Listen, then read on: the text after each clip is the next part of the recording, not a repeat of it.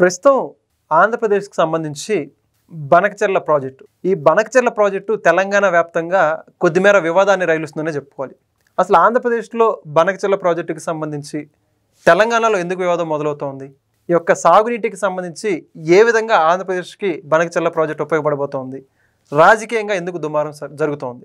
అన్ని అంశాల గురించి తెలుసుకోవడానికి ప్రస్తుతం స్టూడియోలో మన ముందు ఉన్నారు జనసేన పార్టీ రాష్ట్ర అధికార ప్రతినిధి కోసంపూడి శ్రీనివాస్ గారు. సార్ నమస్కారం అండి. నమస్తే సార్, ప్రస్తుతానికి ఆంధ్రప్రదేశ్ తెలంగాణ ఎప్పుడైతే విడిపోయో గత కొద్ది రోజుల నుంచి అన్నీ మర్చిపోయి ప్రజలందరూ కూడా ఎవరికి వాళ్ళు అన్నదమ్ములాగా ఉంటున్నారు. మరలా తెర మీదకి ఆంధ్రప్రదేశ్ తెలంగాణ ప్రాంతీయ వేర్పాటువాదాన్ని మరొకసారి తెర మీద తీసుకొచ్చారు తెలంగాణ రాజకీయ ముఖ్య నేతలందరూ కూడా. కేసీఆర్ గారు కావచ్చు, కేటీఆర్ గారు, వీళ్ళందరూ కూడా, హరీష్ రావు గారు కూడా మాట్లాడుతున్నారు. బనకచెర్ల ప్రాజెక్టు తెలంగాణకి ఇబ్బంది కలుగుతోంది, తెలంగాణ నీళ్లు మొత్తం దోచుకుపోతున్నారు ఆంధ్రప్రదేశ్ ప్రజలని. మనం చూసుకుంటే వాటర్ ఏదైతే ఉందో తెలంగాణ నుంచి ఆంధ్రప్రదేశ్కి రావడం జరుగుతుంది, చాలా ముఖ్యమైన నదులన్నీ కూడా. ఏ విధంగా ఈ బనకచెర్ల ప్రాజెక్టు వీళ్ళకి నష్టం కలిగిస్తుంది? ఎందుకు వీళ్ళు అంత రాజకీయంగా రగడ కొనసాగించడం చూస్తున్నారు? తెలంగాణలో ఏమవుతుందంటే వెంకట్, బీఆర్ఎస్ పార్టీ కావచ్చు, అధికార కాంగ్రెస్ పార్టీ కావచ్చు, వాళ్ళకి కానీ ఇష్యూస్ వచ్చినాయి అనుకో, బూచి ఏపీని చూపిస్తారు. ఇలాగే ఈ రోజున తెలంగాణ కాంగ్రెస్ పార్టీ రేవంత్ రెడ్డి గారితో సహా రాష్ట్రం చాలా అప్పుల పాలైంది, బయట అప్పులు పుట్టట్లేదు అనేటువంటి మాటలు మాట్లాడుతున్నాడో, తర్వాత ఆయన ఏదైతే హామీలు ఇచ్చాడో హామీలు నెరవేరట్లేదు అని చెప్పేసి ప్రతిపక్ష పార్టీలు దుమ్మెత్తిపోస్తున్నాయి, బీజేపీ కావచ్చు, బీఆర్ఎస్ కావచ్చు. ఇదే సందర్భంలో బీఆర్ఎస్ పార్టీలో ఓ పక్కన కేసీఆర్ గారు ఏమో కాళేశ్వరం ఇష్యూలోని, కేటీఆర్ గారు ఏమో ఫార్ములా 1 ఇష్యూలోని, కవిత గారేమో లిక్కర్ స్కామ్లోని వీళ్ళు ఇరుక్కుని వీళ్ళు ఉన్నారు. ఈ విషయాలన్నింటినీ డైవర్ట్ చేయాలంటే వాళ్ళకి బూచిగా ఏది కనపడుతుందంటే ఆంధ్రప్రదేశ్. ఈ రోజని కాదు, బనకచెర్ల ప్రాజెక్ట్ అని గురించి కాదు, పోలవరం ప్రాజెక్టు మీద కూడా అలాగే కేసులు వేశారు. అంతకుముందు కేసీఆర్ గారు ముఖ్యమంత్రిగా ఉన్నప్పుడు, జగన్మోహన్ రెడ్డి ముఖ్యమంత్రి ఇక్కడ చేసినప్పుడు వీళ్ళంతా బేషన్లు లేవు, బ్యాష్జాలు లేవు, రాయలసీమ సస్యశ్యామలం అవడానికి నేను కూడా కృషి చేస్తాను, కృష్ణా డెల్టాకి వాటర్ తక్కువగా ఉంది కాబట్టి గోదావరి వాటర్ శరణ్యం, నేను కూడా ప్రాజెక్టులు కట్టుకుంటానికి అనుమతిస్తాను, సహకరిస్తాను అనేటువంటి మాటలు మాట్లాడాడు కేసీఆర్. నా దగ్గర డేట్లతో సహా చెప్తాను నేను. ఓకే, సరే, కృష్ణానది పరివాహక ప్రాంతం, గోదావరి పరివాహక ప్రాంతం ఎలా ఉంటుందంటే చాలా డిఫరెంట్గా వెళ్తాయి. కృష్ణానది మీద పైన ఉన్న ఆనకట్టలు కట్టేస్తున్నారు, కర్ణాటక అక్కడ ఆనకట్టలు కడుతున్నారు. తెలంగాణ ప్రభుత్వానికి అన్యాయం ఏదైనా జరుగుతుందంటే పైన ఉన్నటువంటి కర్ణాటక రాష్ట్రంతో వాళ్ళు ఆనకట్టలేమో ఎత్తి కట్టేసుకుని వాళ్ళు ఇష్టం కట్టేసుకుంటున్నారు అక్కడ. దాన్ని అడ్డుకోవాలి. అది మానేసి కింద ఉన్నటువంటి ఆంధ్రప్రదేశ్ తోటి ఏంటంటే కేవలం రాజకీయాలు, అంత మంచికేం కాదు. ఇప్పుడు గోదావరి పరివాహక ప్రాంతం ఏమవుద్దంటే వాళ్ళు ఆపలేరు. తెలంగాణ అది కొండల కోనల నుంచి ప్రవహిస్తూ ఉంటుంది, తెలంగాణ పరివాహక ప్రాంతం ఉన్నా కూడా. అక్కడ ఏమవుతుంది, ఆనకట్టలు కట్టడానికి లేదు తెలంగాణలో. ఏం జరుగుతుంది, లిఫ్ట్ ఇరిగేషన్ చేయాలి, ఖర్చుతో కూడింది. అదే గోదావరి ఆంధ్రప్రదేశ్కి వచ్చేటప్పటికి వేరే విధంగా ఉంటుంది, దాని ఏమంటారో ప్రవాహ విధానం.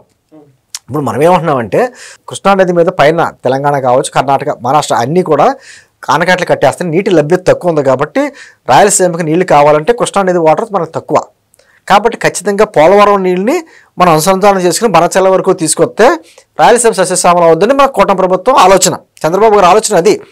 ఏటా దాదాపుగా 3000 టీఎంసీలు సముద్రంలో కలుస్తుంది. వృధాగా అనట్లా, సముద్రంలో కలుస్తుంది. నదులు పుట్టేగా మనం పుట్టాం, ముందే నదులు ఉన్నాయి కదా.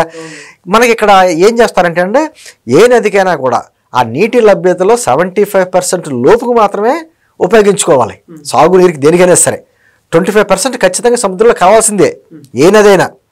అలా ఎందుకు కలవాలి? ఇకోసిస్టమ్ కాపాడాలి, మనం పర్యావరణాన్ని కాపాడాలి. సముద్రంలో జీవించేటువంటి జీవజాలాలు ఉంటాయి, అన్ని బతకాలి.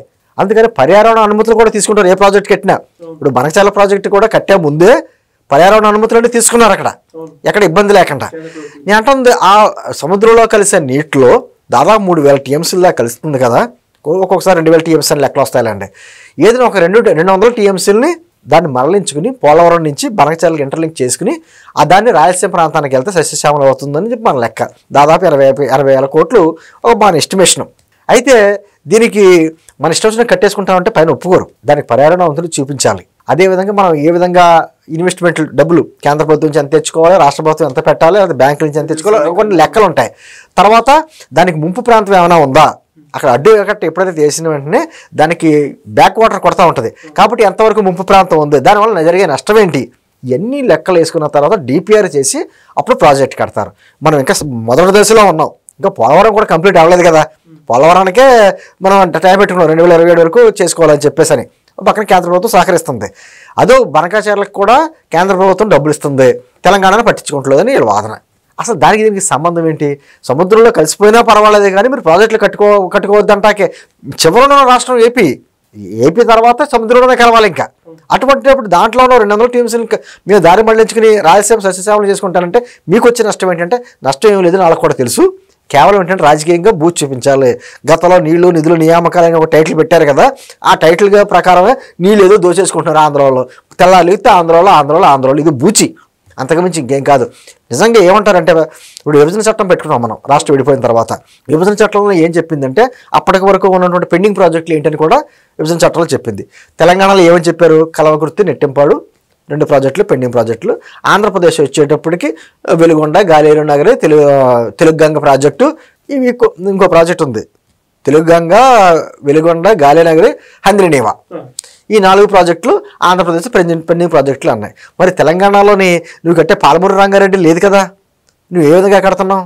మా పైనే కడుతున్నావు కదా, మరి అబ్జెక్షన్ పెట్టాలి కదా. మరి అబ్జెక్షన్ పెట్టలేదు, ఎందుకు పెట్టలేదు? సరే పైన నీటి లభ్యత మనకే ఉంది, మనకి అభ్యంతరం లేదని పెట్టలేదు. కానీ నువ్వు రాయలసీమ ఎత్తిపోతల పథకం పెట్టుకుంటానంటే సుప్రీంకోర్టులో కేసు వేయించాడు కేసీఆర్. నీ అంటుంది అదే అంటున్నా, నోటుతో నవ్వుతూ నొసటితో ఎక్కిరితం అంటారు చూసారా, ఆ విధంగా బేషన్లు లేవు, బేషజాలు లేవు అనేటి మాట్లాడిన వ్యక్తులు ఆ ప్రాంతానికి నష్టం లేకపోయినా కూడా నిజమైన నష్టం చెప్తున్నాను వెంకట్. తెలంగాణ ప్రాంతానికి తెల్ల ఏనుగు లాంటిది కాళేశ్వరం. దాన్ని పోషించాలంటే తెలంగాణ ప్రాంతానికి సంబంధించినటువంటి ఆదాయాన్ని అంతా మనకి పెట్టాల్సిందే. తెలంగాణ ప్రాంతానికి సంబంధించినటువంటి లభ్యత అయ్యేటువంటి విద్యుత్తులో 70% కాళేశ్వరం పెట్టాలి. దానివల్ల తెలంగాణ ప్రాంతానికి లాభం కంటే నష్టం ఎక్కువ. అనేక మంది నిపుణులు చెప్పారు. ఎత్తిపోతల పథకం దానికి అనేక విద్యుత్ విపరీతమైన ఖర్చు అవుద్ది, దాని మెయింటెనెన్స్ బోర్డు ఖర్చు అవుద్ది, దాదాపు 1,00,000 కోట్లకి వెళ్ళింది అది. దానివల్ల ఉపయోగపడేటువంటి ఎంతవరకు పంట పండుతుంది, రైతులకు ఎంత లాభం అంటే దానికి ఆల్టర్నేటివ్ కూడా చెప్పారు. వినలా సరే ఆ కేసు నడుస్తుంది, కాళేశ్వరం కమిషన్ కూడా చూస్తుంది. అది కాళేశ్వరం మేడిగడ్డ దగ్గర ఎందుకు కట్టవలసి వచ్చింది ఏంటనేది అన్ని చూస్తున్నారు, అది వేరే విషయం. ఏంటంటే ఈరోజు ఆంధ్రప్రదేశ్లో జరిగేటువంటిది నిన్న నిమ్మల రామారెడ్డి గారు కూడా ప్రజెంటేషన్ చూపించారు. తెలంగాణ ప్రాంతానికి ఎటువంటి ఇబ్బంది లేదు, మాకు సముద్రంలో కలిసే నీటిలో 200 టీఎంసీలు మేము ఉపయోగించుకుంటున్నాం, దానివల్ల మాకు రాయలసీమ ప్రాంతం సస్యశ్యామలం అవుద్ది, రాయలసీమ ప్రాంతానికి కృష్ణానది నుంచి వచ్చేటువంటి నీటి లభ్యత తగ్గుతుంది, వరద నీరు రావట్లేదు, వస్తే వరద వచ్చేస్తుంది, లేకపోతే నీరు ఉండలేదు. అటువంటిది అది రాయలసీమ ప్రాంతాన్ని కూడా మేము సస్యశ్యామలం చేసుకోవాలనే ఉద్దేశంతో దానిలో భాగంగానే మేము గతంలో కూడా పోలవరం నుంచి పట్టిసీమ కట్టింది. అందుకనే కృష్ణా డెల్టాకి నీళ్ళు అందుతలేదనే పట్టిసీమ కట్టి చేసుకున్నాం. రేపు పోలవరం కంప్లీట్ అయితే పట్టిసీమ అవసరం లేదు. నేనంటుంది ఒక అవగాహన లేకుండా మాట్లాడుతున్నారని అయితే నేను అనుకోవట్లేదు. ఖచ్చితంగా రాజకీయ కోణాలు ఉన్నాయి. బురద జల్లడానికి, బూచిగా చూపడానికి ఆంధ్రప్రదేశ్ గత ఎప్పటి నుంచో మొదలెట్టారు వాళ్ళు. ఏదైనా ఆంధ్రప్రదేశ్లో ఒక బూచిగా చూపించారు. ఇప్పటికీ ఆ ప్రయత్నాలు జరుగుతున్నాయి. కానీ ఇప్పటికైనా అర్థం చేసుకోవాలి, ఆ తెలంగాణ ప్రజలు కావాలి, ఆంధ్రప్రదేశ్ మీరు అందరూ ముందు మాట అందరూ కలిసి అన్నదమ్ముల్లో ఉన్నారని. ప్రజల్లో ఎటువంటి విద్వేషాలు లేవు, చక్కగా ఉన్నారు, సంబంధాలు చేసుకుంటున్నారు, ఒకరితో వ్యాపారాలు చేసుకుంటున్నారు, అన్నీ చేసుకుంటున్నారు. కేవలం ఈ రాజకీయ నాయకులు ఈ బురద జల్లడానికో లేకపోతే వాళ్ళ రాజకీయ లబ్ధి గురించే మాత్రం ఈ బనకచర్లను కూడా పైకి తీసుకొచ్చారు. ఖచ్చితంగా మాత్రం ప్రజలకు అర్థమయ్యే రీతిలో ఆంధ్రప్రదేశ్ ప్రభుత్వం చెప్పింది. తెలంగాణ ప్రభుత్వం కూడా ఈ రోజు ఏదో వాళ్ళ ప్రజెంటేషన్ ఇస్తానంటున్నారు. మరి ఆ ప్రజెంటేషన్ ఏ విధంగా ఇస్తారో ఏంటి అన్నది అంటే నిపుణులు చెప్తారు కదా. రాజకీయ నాయకులు ఎలా మాట్లాడినా నిపుణులు దీనివల్ల నష్టమో లాభం అన్నది నిపుణులు చెప్తారు. అదేవిధంగా పైన సిడబ్ల్యూసీ ఉంది, కేంద్ర జలశక్తి సంఘం ఉంది, వాళ్ళ అడ్డదిడ్డంగా పర్మిషన్లు ఎవరో ఏదైనా నష్టం జరిగితే తెలంగాణ నష్టం జరిగితే కాబట్టి ఖచ్చితంగా అనుమతులు వస్తాయని నేను అనుకుంటున్నాను. తెలంగాణ ప్రజలు కూడా అర్థం చేసుకుంటారని నేను భావిస్తున్నాను. Thank you sir.